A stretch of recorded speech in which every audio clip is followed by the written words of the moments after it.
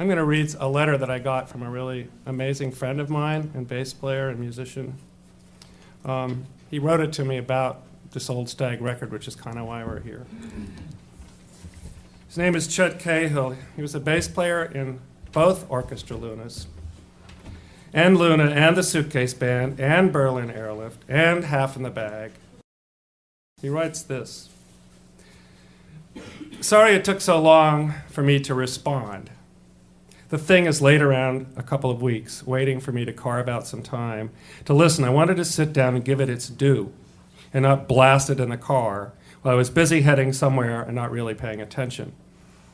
After prompting by Carla, a friend of ours, during a phone call, who loves it, I cozied up with the CD and gave it a twirl. Love the cover. Picks and minimal liner notes. A rather professionally glossy yet underbaked package for someone like yourself. If I didn't know you, the title Old Stag would lead me to imagine you as an aging hetero rock star, propped up at the piano stool by Viagra and some well-earned substance abuse problem.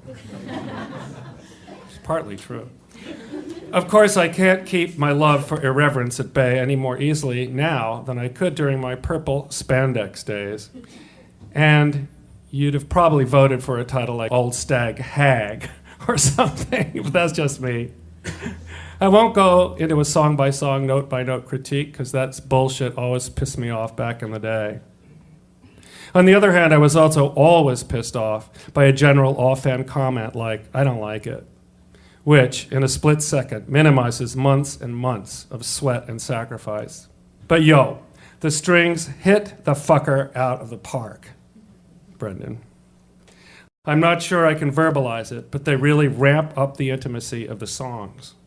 Carla also noticed that your voice seemed to fit into the string quartet mix really well, like another instrument. Although I liked your last solo piano recording, the fleshing out of these songs by the strings give everything more depth and emotion.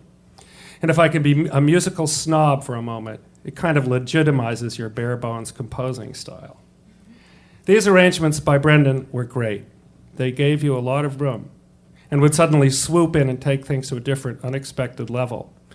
I'm also jealous that he got away with some pretty outside arrangements in a few songs, something I felt squashed in our more pedestrian gotta-make-a-hit record offerings.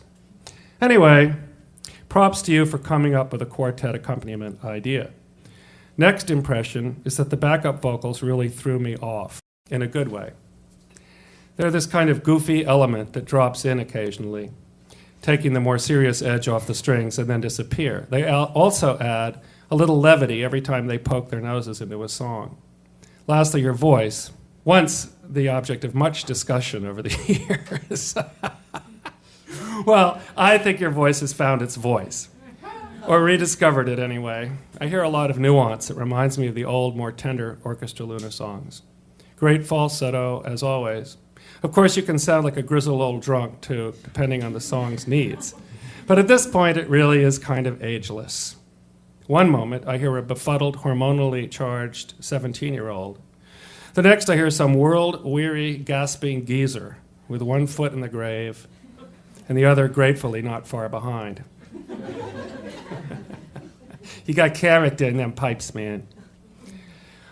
I have one curmudgeonly jazz musician grouse, about which I'm sure you'll never do anything. Learn some new fucking piano chords, for Christ's sake. There, I've said it. Fave raves, always happy lesbians, L, Machiko, Love in a Wire, Psycho, your light is on. So tip of the glass to you, Mr. Kinshirf, for staying the course, for living an artistic life, for settling into your skin, for being an inspirational magnet to other creative nomads, for dropping out of Yale and getting booted out of Moosup, for not stopping, and for making a great fucking record. I hope you know how much you really rock. Love, Chet. He's a great writer.